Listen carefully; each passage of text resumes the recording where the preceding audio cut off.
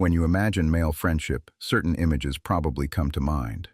Roman legionaries locking shields against a barbarian charge, King Arthur's knights swearing brotherhood at the Round Table, the three Musketeers shouting, "All for one, and one for all." You think brotherhood is the ultimate armor of male relationships.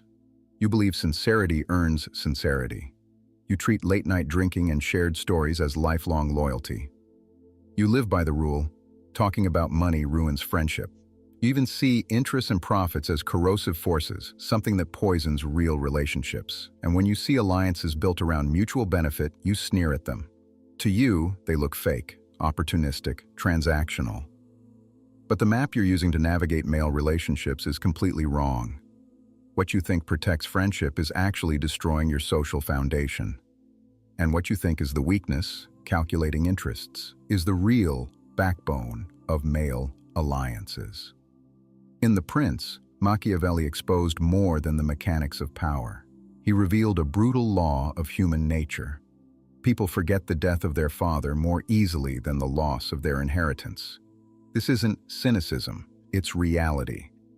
And the brotherhood you believe in has always been a carefully packaged social illusion. Today, I'm going to break down 3 traps every ambitious man will eventually face.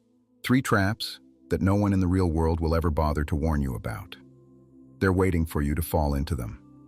And pay special attention to the 3rd one, because it's the one most likely to destroy your career if you get it wrong. Trap 1. The brotherhood utopia. What you think is a safe zone is actually a prison of self-deception. This is the first deadly trap of male social dynamics. I call it the brotherhood utopia.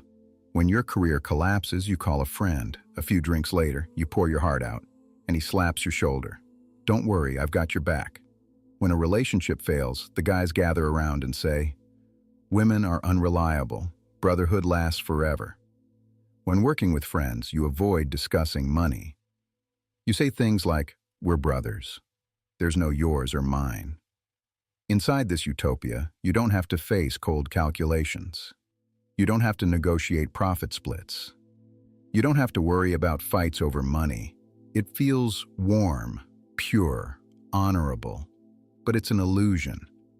This so-called brotherhood utopia is actually a slow-boiling social trap. It erodes your ability to think strategically about relationships. You avoid setting rules. You replace contracts with promises.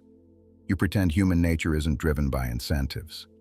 But at the most fundamental level, human beings operate on one principle: maximize gains, minimize losses.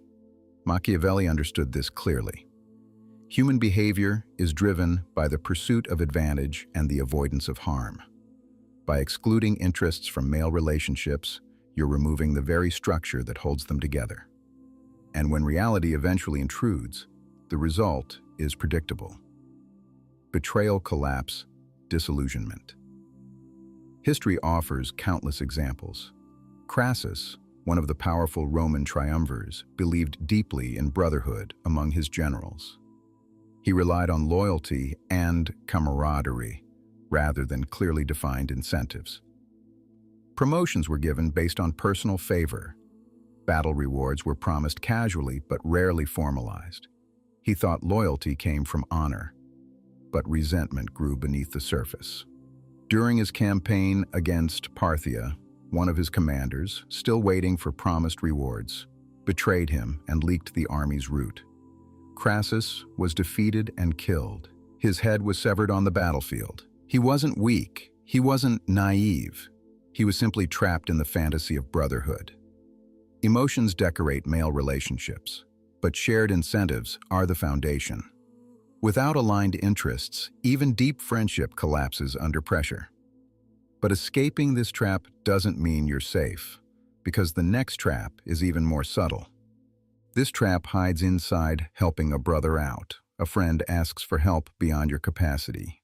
You say yes, because a brother's problem is my problem. A friend makes a mistake at work. You cover for him, even if it costs you, because that's what brothers do.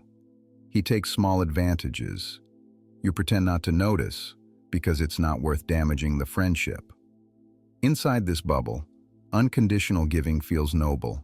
You take pride in generosity. You believe loyalty means never calculating losses. But the sentiment bubble is fragile and dangerous. Your unconditional generosity may look very different from the other side. To them, it might simply feel normal. Your sacrifices accumulate silently, and eventually they turn into resentment. Worst of all, when you remove boundaries, people stop seeing you as an ally. They start seeing you as useful. Friendship without balance doesn't last.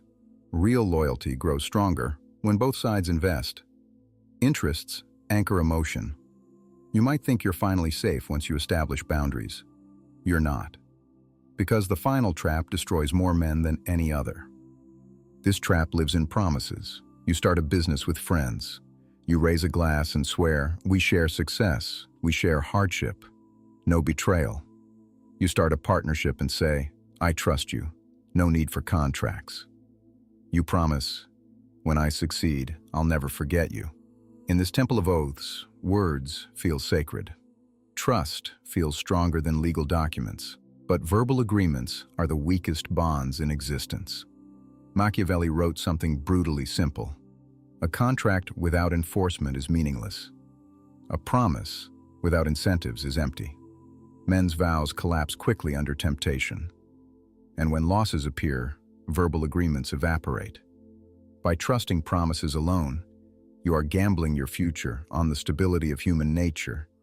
And human nature is the worst thing to gamble on. Even the legendary Round Table of King Arthur fell victim to this. Arthur and his knights swore loyalty, equality, and justice. But their alliance lacked aligned incentives. When power tempted Mordred, he rebelled. When desire consumed Lancelot, he betrayed the oath. Camelot collapsed. The most famous brotherhood in Western legend ended in ruin. Not because they lacked honor, but because they relied on oaths instead of systems. Don't demand loyalty through emotion. Structure relationships so betrayal becomes expensive. If someone stands to lose 80% of their passive income, access to elite networks, and valuable resources, by betraying you, loyalty becomes the rational choice. This isn't manipulation. It's understanding human nature. You keep falling into these traps because you believe sincerity is enough. You believe the enemy is greed corrupting friendship. But the real threat is the opposite, romantic illusions about loyalty. You think your strengths are loyalty, generosity, trust. But without structure, those traits become vulnerabilities. You've been maintaining relationships emotionally while ignoring the real engine behind male alliances, shared incentives. This isn't entirely your fault. For centuries, Western culture has romanticized male brotherhood. But once you see the truth, you can rebuild your social worldview. You become the architect of your own alliances. You can replace fantasy with structure. You can build relationships with the strength of reinforced steel. You can still value loyalty, but never abandon rationality.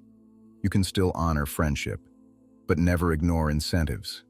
You can still trust people, but never abandon rules. Because elite male alliances don't reject interests. They build upon them. Loyalty grows from aligned incentives. Trust is secured by the cost of betrayal. That is the Machiavellian clarity. Don't test human nature. But this is only the entry level of strategic relationships, the deeper strategies of Machiavellian power, the advanced techniques of incentive binding, the subtle calculations of loyalty costs, the architecture of unbreakable alliances are hidden within history, power struggles, and political strategy. If you want to master them, subscribe to the channel, because what you gain here is not just content. It's the mindset of someone who sees through human nature and controls the game. Most men will stay trapped in the fantasy of brotherhood. You won't. You'll build alliances based on incentives, structure, and strategy. And that difference is exactly what separates ordinary men from powerful ones.